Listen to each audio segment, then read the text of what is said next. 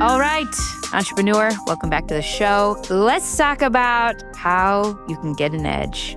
I'm Katie Richardson. This is the What's Working Now podcast, and you're in the middle of a series called The Entrepreneur's Edge. I'm showing you how to get an edge or maintain your edge as you are building a business you feel called to build. Specifically, I'm talking to entrepreneurs in a $5 to $50 million business. You have a team of 50 plus. Maybe you have investors, and you are looking to go accomplish the things that you feel called to accomplish. Last week, we were talking about this problem, the problem of your co-founder. And I gave you 4 steps to overcoming that partnership conflict. If you haven't listened to that episode, go back to last week's episode. Today, I'm going to show you a little bit greater detail on what's actually creating the friction and resistance. It's coming from a place that you might not expect. It's coming from a place that you maybe haven't even looked. Why? Because the answer to your partnership conflict is found in the place you least want to look. What are we talking about? Is your partner creating friction, drag, and constraint in the business? Yes, probably. And are there other places that you have greater influence and control over that are creating friction of maybe equal or even greater resistance? The answer is also yes. So if we are going to attempt to solve this drag, constraint, and friction in a rapid way, should we go look at the place where we don't have very much influence and control, or should we look at the place where we have maximal control? I'm going to pretend like we're in a conversation. You said, Katie, let's go to the place where I have maximal control. Okay. If that's true, we've got 2 people in this dynamic, maybe even 3 or 4. But there's you, and then there's the other or others. Who do you control? Who in that scenario do you have the greatest influence over? As entrepreneurs, we're really good at getting what we want, and we're amazing, charismatic at getting people to come along, inspiring them, leading them. But at the end of the day, the person you influence the most is you. And wouldn't you know it, there's a way in which you are creating a large percentage of the drag. What? So if that's true, if that's the case, then the rapid resolution will be found by looking at yourself, looking at your thoughts, your beliefs, your story that you make up about the situation, and what you are doing as a consequence of all of those things. So, if the answer is found in the place you least want to look, let's start looking in the place you don't want to look. I have a series of questions. I want you to get out a journal and a pencil and start answering these questions. Because if you really want the answer, well then let's look. Let's look at the place you haven't been looking. My first question is, what are you afraid of? When it comes to addressing whatever the conflict is with your business partner, as you imagine going into that conversation with your partner, what are you afraid of in that conversation? Are you afraid of saying something that's going to hurt his feelings, have him feeling exposed, make him angry and upset, have him feeling judged or ashamed? What are you afraid of in this conversation around the conflict in your business partnership? What are you avoiding? As you have the conversation and it feels like you're talking in circles, and then you have the conversation again a couple days later, and then it's the same conversation again a week later, what are you avoiding in that conversation? What are you not saying? What are you actively hiding, either from him or from yourself? What are you trying to ensure doesn't happen? Is there something you're afraid of losing? Maybe it is time to separate from your co-founder, but he's your brother. And then what does that mean to the rest of the family if the two brothers who were building something significant all of a sudden separate their partnership? What are you afraid to say out loud?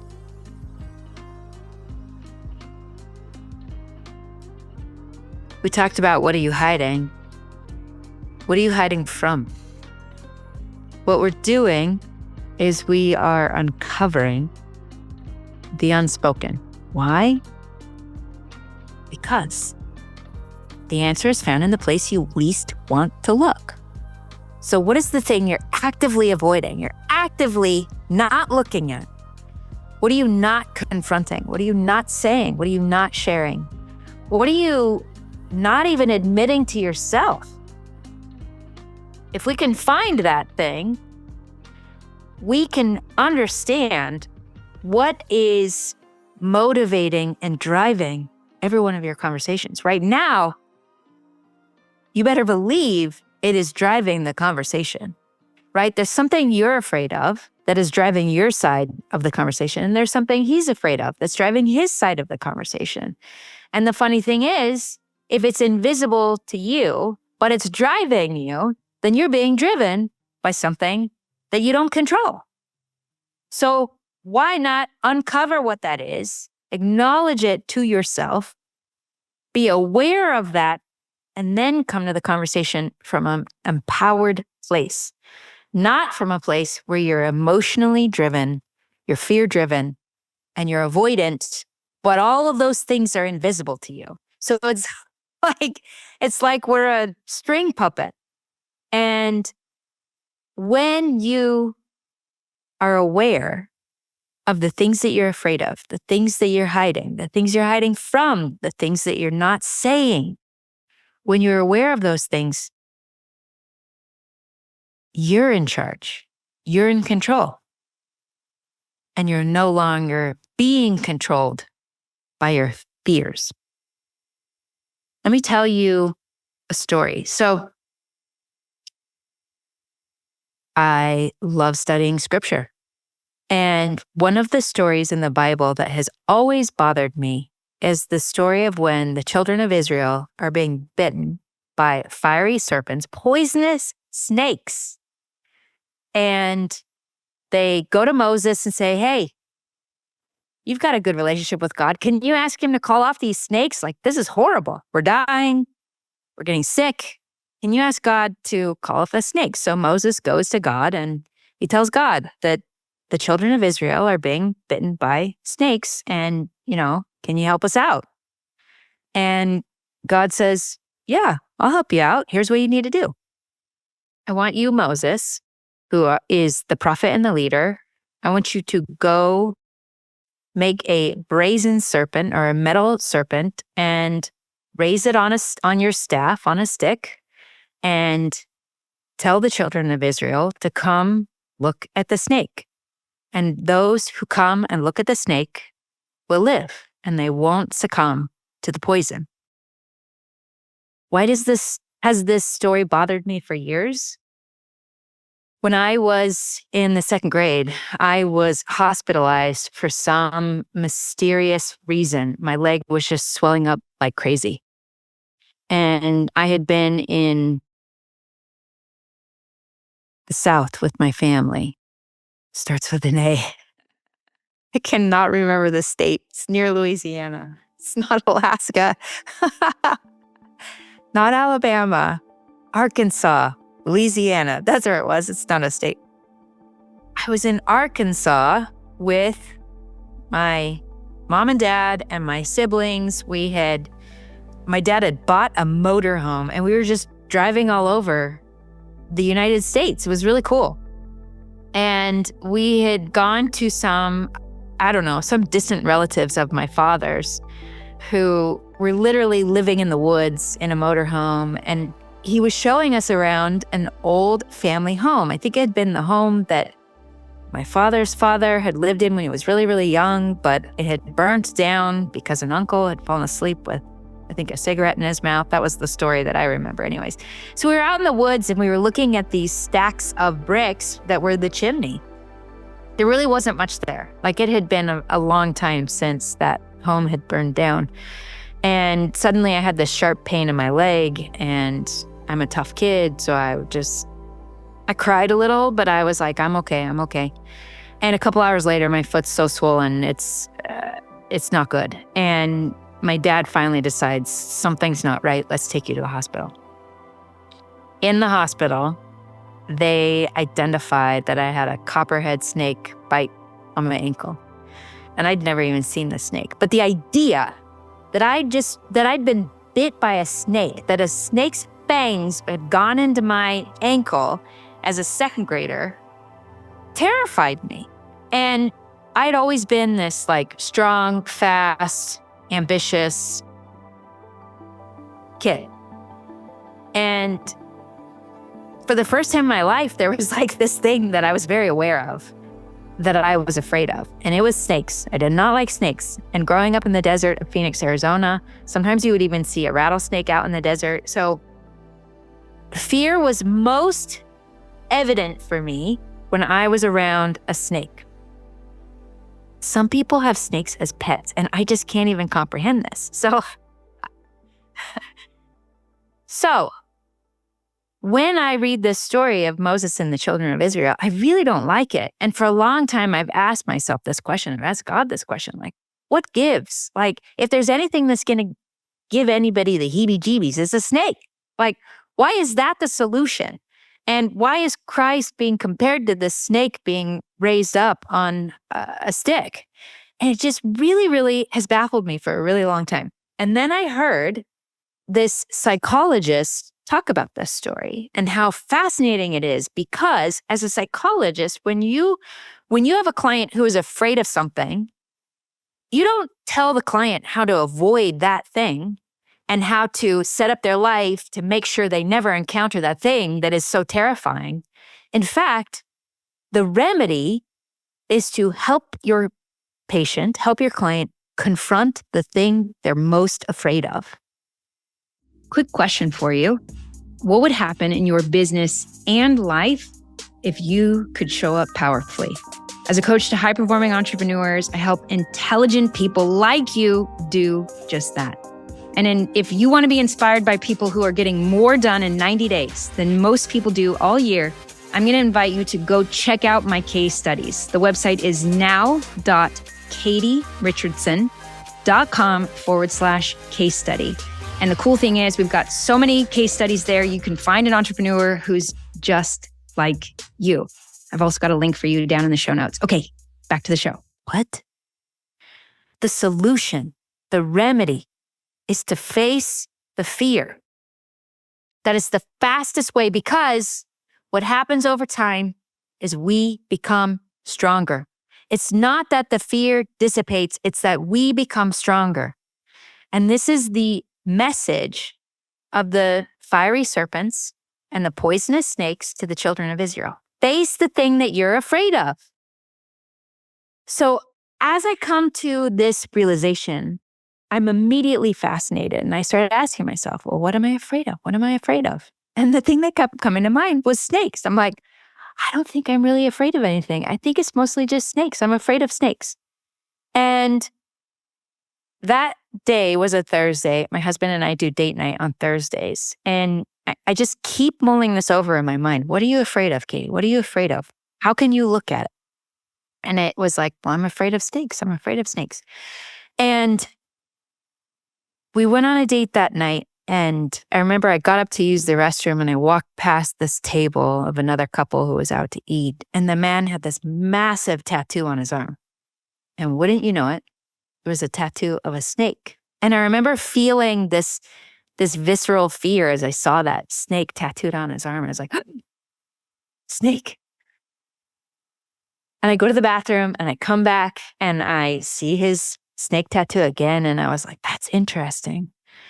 And then the next day I'm on Twitter or X and I'm scrolling through and there's this funny, I don't know, it was like a historical account and it was about snake oil. And it was a snake in the ad. It was like this really old ad. I can't remember why it was there, but I was like, there's another snake. What are you afraid of? What are you afraid of? And one day I'm even at church and they asked me to sit on the stand. So I'm sitting on the stand and I'm thinking, oh, I'm not going to see a snake today. And as I'm scanning the audience during the opening song, I see this woman sitting on the front row who has a snake as a necklace. And I'm like, what? Every day I would see a snake. And what was interesting is every day I started to see little things that I was afraid of. As I was creating Instagram stories, I could now see that little voice in my head that was asking, what are people going to think of you as you tell this story? Or is your client going to be watching this and then second guess the details of the story? Like little things started to pop up. And day after day, I would see snakes. And then I would also subsequently see the things that I was afraid to look at. And it all culminated in this really fascinating moment as I was going on my morning walk, which I do almost every morning. I try to walk about 4+ miles a day at sunrise. And I live on a hill. And as I'm starting to come down the hill, I see something in the middle of the road at a distance. And they're doing some construction on a road. So there's this really big truck coming up the road and the road's vibrating.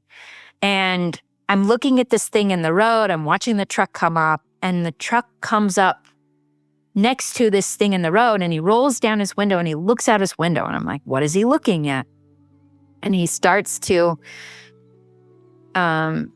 move the truck again and he starts moving. And I see the thing that's in the road and it starts moving. And I'm like, is that a snake? I live in Puerto Rico. And one of the first things people told me is there's no poisonous bugs, there's no snakes here. And I was like, sweet, because I don't like snakes. I'm very aware of that. And I had visited my parents in Costa Rica and I saw vipers out in the jungle. And I was like, this is great. You can walk through the jungle and there's no poisonous snakes. And as I'm walking down the road, I'm like, oh yeah, that's a snake. I'm seeing a snake in the road. And in my mind, I'm trying to tell myself to calm down and there aren't snakes in Puerto Rico. And as I'm getting closer, I'm like, no, there are snakes and there's one in my road, on the hill that I live on. So I'm trying to calm myself down and I'm thinking, you're good, Katie. And it's been about 2 weeks. It's been about 2 weeks that I've seen a snake every day. It's been 2 weeks that I've been confronting all of these kind of subconscious, what I would maybe call little fears, but that were affecting my actions, they were affecting what I was focused on, and they were actually creating fear. So as I'm approaching this animal, I'm noticing how he's moving, but he's halfway through the road and he's making his way towards the other side of the road, which there's pretty much a jungle there. And I'm like, okay, I'll just stay to the left and we'll be good. And as I swing to the left and I'm walking, all of a sudden, the snake becomes aware of me. And he coils up and he turns and he faces me. And even as I'm telling you this, my heart's starting to race. I was terrified. So what did I do? I booked it. And I don't normally run in the morning. Like I said, it was normally a walk. if I run too much, I start to have knee ache and my hip starts to hurt and my shoulders hurt. And it's just like, you know what? We're just going to do a long walk. But I started sprinting down the hill so fast, and my mind is thinking, oh, he's chasing you. He's coming after you. So I'm sprinting. I'm running. I get to the bottom of the hill. I keep running. I get to the beach. I keep running. I get to the tennis courts. I keep running. I get to the path past the tennis courts. I keep running. I run up the hill. And before I know it, I'm looped back to the bottom of my hill. And so I start walking back up the hill, and there's like 3 miles in between all of that. As I'm walking up the hill, my mind is starting to be afraid of the snake. What if he's still there? And the other part of my mind is saying, yeah, but that was 45 minutes ago. He's not still here. Surely he's gone by now. But if he's gone, then that's scary, because what if he's close by, but I don't see him? So I'm like trying to calm myself down as I'm getting towards the top of my hill. And in the distance, I swear I'm seeing him in the road. And I'm like, no, there's no way. It's been too long. He's not still there. And I get closer and closer. And what do you know? He's there. Only he's dead. Somebody has run over him. And so I'm asking myself, I'm like, do you go look at him? Do you just avoid knowing, yeah, he's dead, but is he kind of dead? Is he fully dead? And that's when I said, face your snakes, Katie. This is your chance to really get a look at him. So I walked over to him, and he's belly up. Before he was pretty similar to the color of the road. This time now, he's belly up, so he's white. And I could see his body coiled up. It's swirled around. There's blood gushed out of his body. He's flat as a pancake. Oh, it's so gross. And I said, go look at it, Katie. Go look at him. And I thought how I track my walks on Strava, and how surely that run was one of the fastest I'd ever had. And I was looking at this snake and seeing how my fear of him helped me. He gave me energy. It was really weird. I was like, you gave me energy. And I ran 4 miles today faster than probably I've ever run before. And it was because of the fear, because of the snake. He increased my performance in a sense. And so I'm looking at this snake, and everything inside of me is just like wanting to tense up and be afraid. And as I'm looking at him curled up on the pavement in front of me, I notice something. I notice that he's trying to say something to me. And he's sending me a signal. The shape of his body, it's like it's in a letter. And I'm thinking about how he gave me energy, and how he's the thing that I was avoiding and afraid of. And now I'm looking at him, and I'm facing him, and I'm asking, what does he tell me? And I notice how his smashed up body is in the letter of a G. And it's like he's saying to me, go, Katie. Oh, Katie. And so I took a picture of him, and I took my finger, and just with the marker tool on photos, I wrote, go, Katie, using his dead, smashed up body as the G. And it was this beautiful moment where I made the thing that I was so afraid of. I looked at it, I faced it. The thing I was hiding from, I faced it. And by doing that, I got fuel and energy. And it was no longer this thing that was creating drag and friction, but it was, in a sense, it was almost like it was my ally. It was like my secret weapon.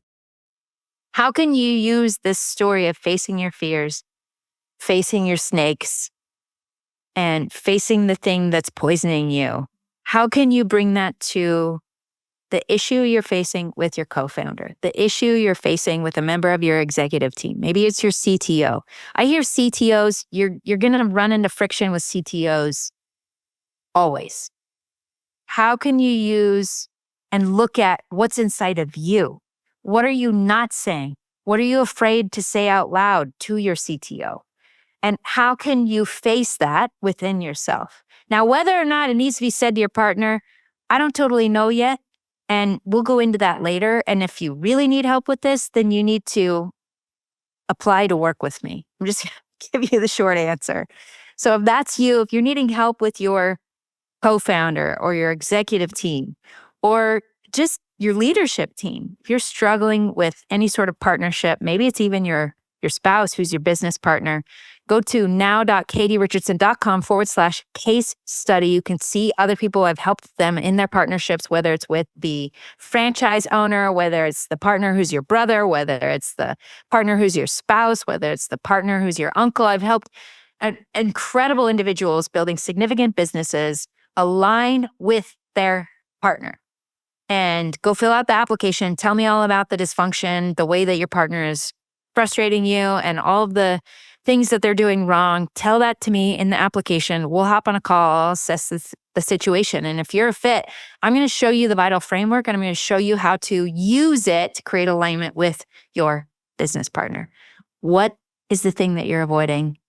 How can you look that snake in the face and use that as fuel and go do the things that you feel called to do? You're amazing. This was awesome. I'll see you in next week's episode.